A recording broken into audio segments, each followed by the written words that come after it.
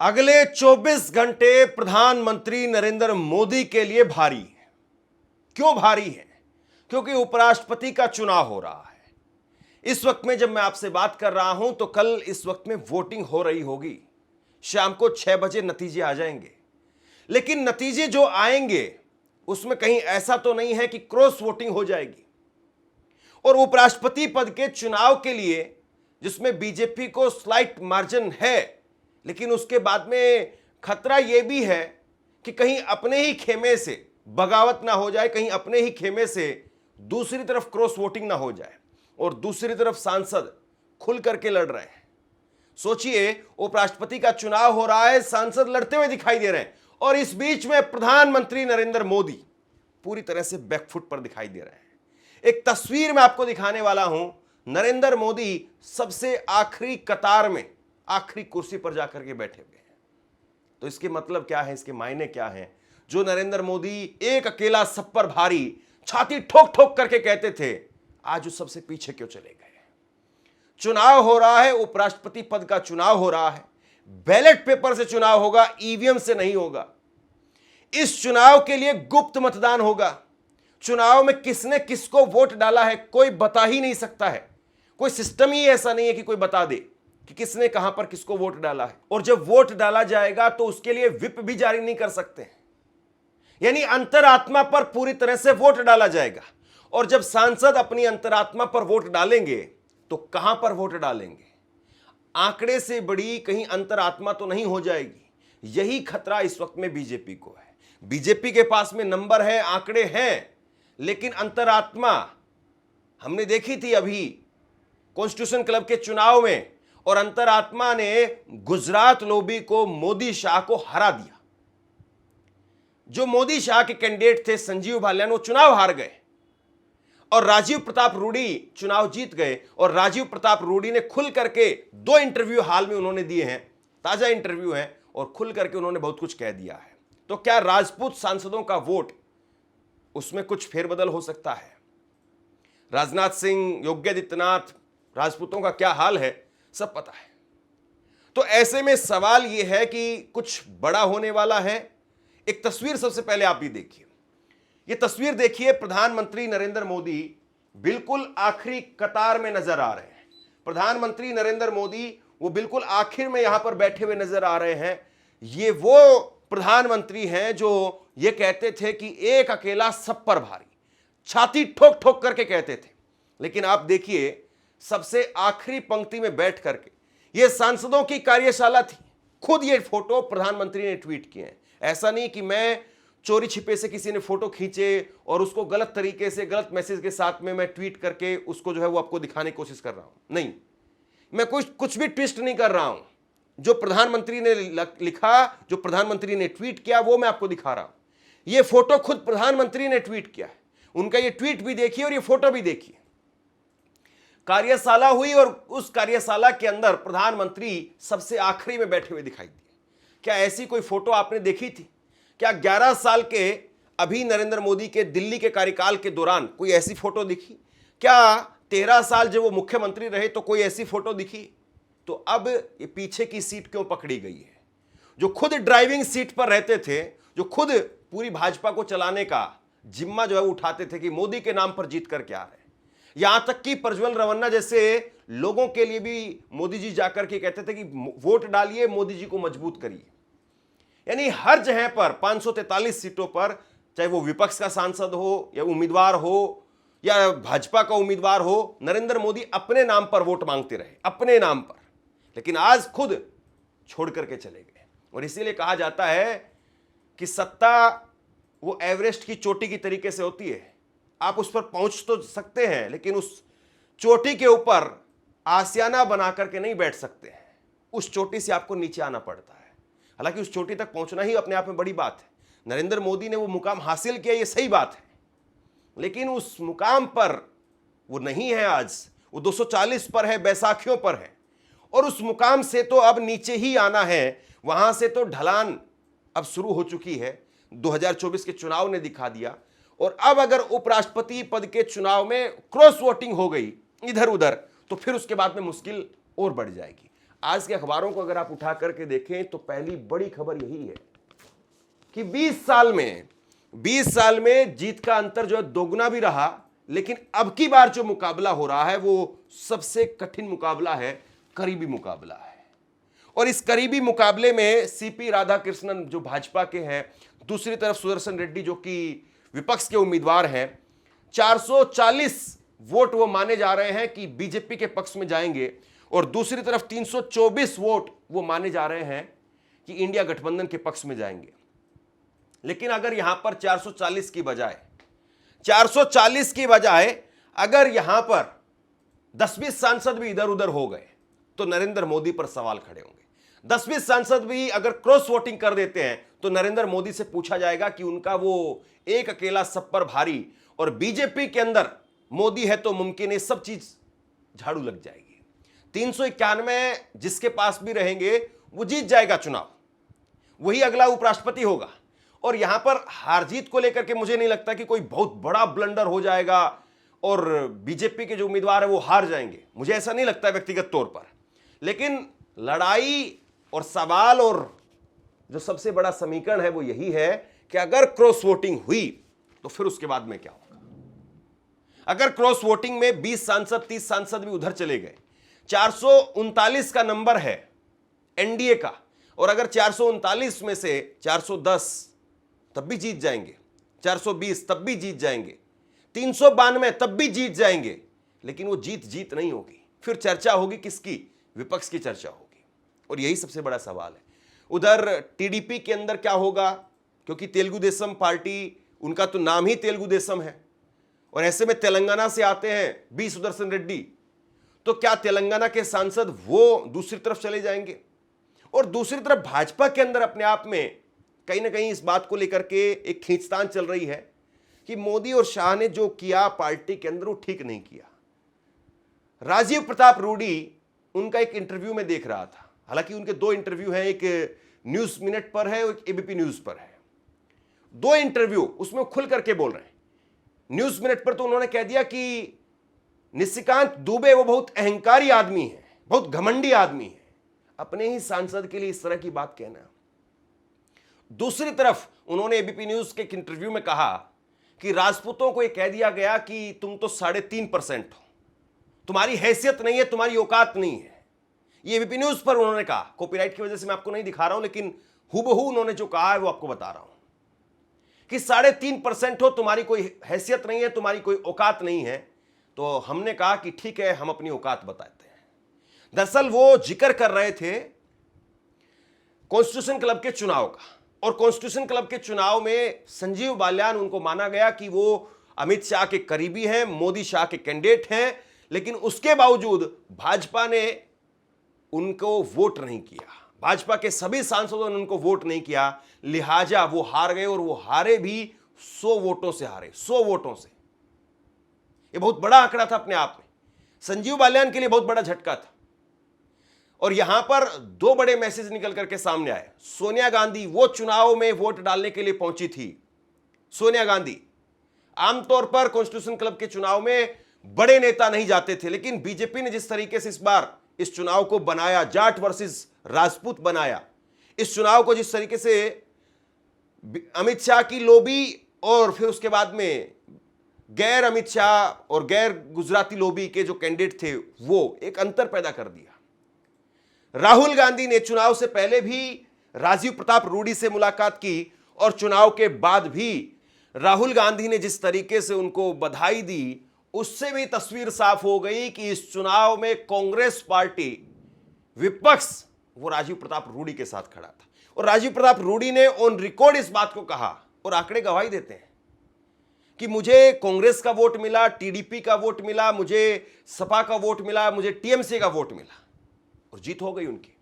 और जो अहंकारी बता रहे थे, जो ये कह रहे थे, निशिकांत दुबे, उनका बयान था कि कॉन्स्टिट्यूशन क्लब तो कुछ ब्यूरोक्रेट्स का, वामपंथियों का, दलालों का, दलाल शब्द लिया उन्होंने नाम, वो अड्डा बन गया है, और हमें इनके दलालों के चुंगल से इसको मुक्त कराना है। और अभी राजीव प्रताप रूडी ने कहा कि मैंने उस वक्त भी निशिकांत दुबे को समझाया था कि भाई इसको जाट वर्सेस नॉन जाट का मामला मत बनाइए, जाट वर्सेस राजपूत का मामला मत बनाइए, इसको आप इस तरीके से मत करिए, बड़ा नुकसान हो जाएगा। लेकिन उन्होंने कहा कि वो माने नहीं, और इसमें संजीव बालियान का बहुत बड़ा नुकसान करवा दिया। नुकसान ये हुआ कि संजीव बालियान जिस क्षेत्र से आते हैं, चुनाव लड़ते हैं, अब हार गए चुनाव, वो लोकसभा का चुनाव, तो वहां पर 2 लाख राजपूत हैं, और उन्होंने कहा कि मैं जहां पर चुनाव लड़ता हूं वहां पर तो एक भी जाट नहीं है। तो अगर आप इसको जाट वर्सेस राजपूत बनाएंगे तो नुकसान तो संजीव बालियान का कर रहे हैं, क्योंकि 2 लाख में से अगर 70,000, 1 लाख, 1.5 लाख अगर राजपूत ये मान लेंगे कि राजपूतों को हराने के लिए, धूल चटाने के लिए संजीव बालियान जो है मैदान में थे, तो फिर उसके बाद में तो बहुत बड़ा आंकड़ा है ये। 2 लाख वोटर कहीं पर हो आपकी कॉन्स्टिट्यूशन में, और आप जो है वो उस कम्युनिटी के खिलाफ चुनाव लड़ें, कहां ठहरेंगे आप? उन्होंने कहा कि मैंने समझाया निशिकांत दुबे को, लेकिन निशिकांत दुबे नहीं माने। और अब उसके बाद में वो कह रहे हैं कि बिहार में हम 3.5% जरूर हैं, लेकिन 70 विधानसभा सीटों पर हमारा पकड़ है, 70 विधानसभा सीटों पर हम जीत सकते हैं या जिता सकते हैं। और ये भी कह रहे हैं कि 14 करोड़ में से 40 लाख, 50 लाख की संख्या जो है वो हमारी है। तो राजपूत वो क्या है वो दिखाएंगे। आपसे कुछ कहना चाहता हूं, आज के वक्त में पत्रकारिता करना कितना मुश्किल काम है, लेकिन अगर ऐसे में भी कोई आपकी खबर दिखा रहा है, कोई आपके मुद्दे पर बात कर रहा है, तो आपको भी उसका साथ देना चाहिए। अगर आपको लगता है कि मेरी पत्रकारिता सही है, मैं आपके लिए आपकी खबर वो दिखा रहा हूं, तो ऐसे में आप मेरा सहयोग कीजिए। आप इस वीडियो को जब लाइक करेंगे तो लाइक के साथ में ही एक थैंक्स का बटन आपको दिखाई देगा, उस थैंक्स के बटन पर आप क्लिक कीजिए और जो भी सहयोग राशि दे सकते हैं वो दीजिए।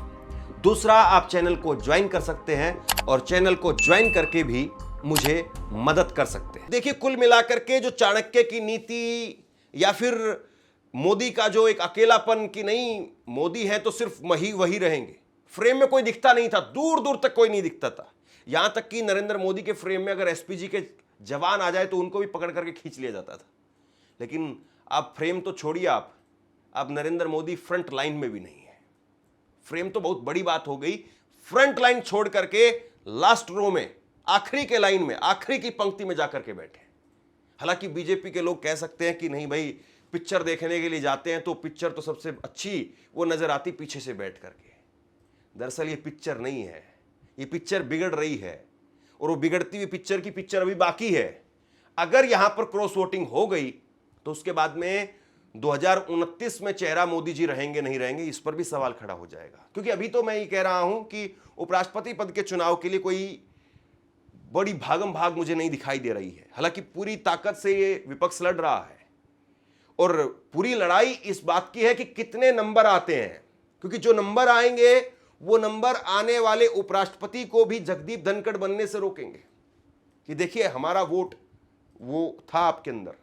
और दूसरी बात यह है कि जो नंबर निकल करके आएंगे वो नंबर मोदी और शाह के लिए भी एक तरीके से खतरे की घंटी है, क्योंकि अगर 20 सांसद 10 सांसद उधर गए तो ये सवाल पूछा जाएगा कि अब आप पार्टी के अंदर नहीं रहे, अब पार्टी में आपकी नहीं चलती है, अब आप पार्टी से थोड़ा किनारे हो जाइए। क्योंकि अभी ये कहा जा रहा है कि नरेंद्र मोदी वो अपने लिए नहीं बल्कि अमित शाह के लिए स्पेस क्रिएट कर रहे हैं। नरेंद्र मोदी को ये पता है कि उनके दिन तो पूरे हो गए, और हो सकता है कि 2029 से पहले या 2029 का अगर जीत भी गए तो 1 या 2 साल के बाद में अमित शाह को बनाए। उधर से योगी आदित्यनाथ वो चाहते कि नहीं मुझे पिच किया जाए। तो गुजरात लॉबी में ये भी एक टसल है, बीजेपी के अंदर ये भी एक बगावत है कि अगला लीडरशिप जो है वो कौन हो, अगली लीडरशिप जो है वो कौन हो, अगला लीडर कौन हो, इसको लेकर के भी जो है वो एक मार यहां पर मची हुई है बीजेपी के अंदर। कुल मिलाकर के सबसे बड़ी बात यह है कि नरेंद्र मोदी जो फ्रंट रोज पर रहते थे, एक तस्वीर मैं और जिक्र करना चाहूंगा। एक बार जरा ये राहुल गांधी की तस्वीर आप देखिए, राहुल गांधी की तस्वीर देखिए आप। राहुल गांधी, ये उस वक्त की तस्वीर है जब 2024 के चुनाव से ठीक पहले, जब सभी सांसदों का ग्रुप फोटो होता है, सामूहिक फोटो जो है लिया जाता है, और उसमें राहुल गांधी को सबसे पीछे खड़ा किया गया था, सबसे पीछे। बड़ा दिलचस्प है ये तस्वीर जो है, बहुत दिलचस्प है। राहुल गांधी को सबसे पीछे खड़ा किया गया था, और याद करिए आप 10 साल तक नरेंद्र मोदी जी ने कांग्रेस को विपक्ष के नेता के तौर पर माना भी नहीं था, या विपक्षी पार्टी भी नहीं माना था। 10 साल तक नेता प्रतिपक्ष का पद खाली रहा, अभी राहुल गांधी उस पद पर आए हैं।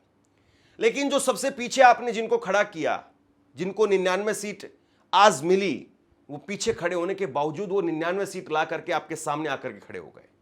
और जो आप 400 पार की बात कर रहे थे, 303 पर आप खुद थे, आप 240 पर आ गए। तो राहुल गांधी वो कहां से कहां पहुंच गए और नरेंद्र मोदी वो कहां से कहां आ गए। सोचिए जरा, ये दो तस्वीरें एक बार फिर से देखिए। आपकी आधी स्क्रीन पर आप राहुल गांधी की तस्वीर देखिए, जिनको सबसे पीछे खड़ा किया गया था, और आधी तस्वीर वो देखिए नरेंद्र मोदी की, जो सबसे पीछे बैठे हैं। ये दो तस्वीरें जो हैं वो राजनीति के बारे में बहुत कुछ कहती हैं कि राजनीति में कभी किसी को अहंकार नहीं पालना चाहिए, राजनीति में अपने आप को खुदा मानना नहीं चाहिए कि मैं ही खुदा हूं। हालांकि वैसे तो खुदा तो किसी भी एंगल से किसी को नहीं मानना चाहिए, लेकिन ये दो तस्वीरें बताती हैं कि इंसान को घमंडी नहीं होना चाहिए, अहंकारी नहीं होना चाहिए। अगर आप किसी को पीछे खड़े करके मजे ले रहे थे, चुटकी ले रहे थे, क्योंकि ये कहा जा रहा था कि ये इंडिया गठबंधन की एक्सपायरी डेट है 4 जून, नतीजे आएंगे 10 बजे इंडिया गठबंधन खत्म हो जाएगा, नतीजे आएंगे 400 सीट आएंगी और इंडिया गठबंधन खत्म हो जाएगा। और वाकई अगर 400 सीट आती तो इंडिया गठबंधन तो छोड़िए आप, बहुत सारे नेता होते जो राजनीति छोड़ देते, बहुत सारे पत्रकार ऐसे होते जिनको पत्रकारिता छुड़वा दी जाती। ये सच्चाई है। लेकिन देश की जनता बैलेंस करती है, इस देश की जनता वो लगाम भी लगाती है, वो आपको शिखर पर भी चढ़ाती है, लगाम भी लगाती है। और नरेंद्र मोदी और उनकी सरकार और उनके 400 पार के घोड़े पर लगाम लगा दी। लिहाजा आज नरेंद्र मोदी कार्यशाला में पीछे बैठे हुए हैं। एक बड़ी बात यह है, इंटरेस्टिंग बात है ये भी, कि क्या ऐसी कार्यशाला की खबरें, इस तरह की बैठकों की खबरें, या एनडीए की कोई बैठक हो रही है, इस तरह की खबरें आपने पहले देखी थी क्या? पहले तो ये पता ही नहीं चल पाता था कि एनडीए की कभी बैठक भी होगी। 5-5 साल हो जाते थे, 1-1 साल हो जाता था, और अब 3-3 महीने में, 6-6 महीने में बैठकें हो रही है, कार्यशाला हो रही है, और उसमें नरेंद्र मोदी पीछे बैठ रहे हैं। मैसेज क्या है? मैसेज ये है कि जिन सांसदों को कभी पूछा नहीं जाता था, जिन सांसदों को ये कहा जाता था कि तुम मोदी के रहमो करम पर हो, अब मोदी जी उनको कह रहे हैं कि आप आगे होइए, मैं पीछे चलता हूं। वरना नरेंद्र मोदी की तो ऐसी ऐसी तस्वीरें वो ली जाती थी कि देखिए नरेंद्र मोदी आगे चल रहे हैं, बाकी विश्व के सारे नेता उनके पीछे चल रहे हैं। किसी अंतर्राष्ट्रीय सम्मेलन में जब नरेंद्र मोदी जाते थे तो ऐसी तस्वीर निकाली जाती थी कि देखिए विश्व का सबसे लोकप्रिय नेता, विश्व गुरु इसको कहते हैं, कि नरेंद्र मोदी सबसे आगे चल रहे हैं, बाकी विपक्ष के नेता सब पीछे चल रहे हैं। ये फोटो का अगर आपको लग रहा है कि मैं एक तस्वीर को बहुत बड़ा चढ़ा करके पेश कर रहा हूं, ऐसा नहीं है। राजनीति में नरेंद्र मोदी, उनकी छवि को कैसे इस्तेमाल किया गया, कैसे बेचा गया, कैसे उसकी ब्रांडिंग की गई, इस बात को अगर आप गौर से देखेंगे तो आज की तस्वीर अपने आप में बहुत कुछ कहती है। अभी भी कुछ दिन पहले मैं देख रहा था, नरेंद्र मोदी चीन गए, चीन से जब नरेंद्र मोदी आए तो उनकी कुछ तस्वीरें वायरल की गई। हाथ की उंगली उनकी ऐसे थी, पुतिन, शी जिनपिंग वो कतार में खड़े हुए थे, और बीजेपी के ऑफिशियल ट्विटर हैंडल से ट्वीट किया गया कि देखिए ऐसे होते हैं विश्व गुरु। इस तरह से जो है वो उन तस्वीरों को पेश किया गया। अब ये जो चीज है, ये बहुत बचकानी बातें हैं। यहां पर आपको क्या लगता है, चीन की एम्बेसी के जो लोग बैठे हुए हैं या रूस की एम्बेसी के जो लोग बैठे हुए हैं, क्या वो नहीं देख रहे हैं कि बीजेपी जिसकी सत्ता है उसके ऑफिशियल ट्विटर हैंडल से ट्रोल आर्मी क्या कर रही है, कोई सांसद क्या कह रहा है, बहुत मायने नहीं रखता है। लेकिन जिस पार्टी की सत्ता है वही पार्टी अगर इस तरीके से हमारे नेताओं को नीचा दिखा रही है, अब आप पुतिन को नीचा दिखाएंगे, मोदी को उंगली करके महान बताएंगे, तो क्या उनकी एम्बेसी के लोग नहीं देख रहे हैं? और इस प्रकार की जो बचकानी और छोटी हरकतें हैं, उन्हीं की वजह से जो है वो रिश्तों में खटास भी आती है। आप सोचिए कि कहीं पर आप गए हैं किसी शादी ब्याह में, और उन्होंने वो फोटो जो है वो अपनी, आपको सम्मान के तौर पर बुलाया, लेकिन आपको नीचा दिखाते हुए अपने एल्बम में फ्रंट फोटो लगा दी, तो बताइए फिर आपको क्या होगा? तो छोटी छोटी चीजें वो बढ़ती हैं और बीजेपी इस बात को समझ नहीं पा रही है। लिहाजा बीजेपी का जो डाउनफॉल है वो इसकी एक बड़ी मिसाल है। अब देखना यह है कि 24 घंटे के अंदर कितने वोट बीजेपी हासिल कर पाती है, 439, या फिर बीजेपी सेंधमारी कर देती है विपक्ष के खेमे में 450, 460, 470, 480, हो सकता है कि जो विपक्ष के सांसद है वो वोट कर दे, या फिर इस बार दाव उल्टा पड़ने वाला है। बीजेपी को अपनी चिंता है, बीजेपी कहीं भगदड़ ना हो जाए इस बात को लेकर के चिंतित है, कहीं 410, 420 पर ना अटक जाए इस बात की चिंता है। आप क्या सोचते हैं नीचे कमेंट बॉक्स में लिख करके जरूर बताइए। इस खबर को शेयर कीजिए। धन्यवाद।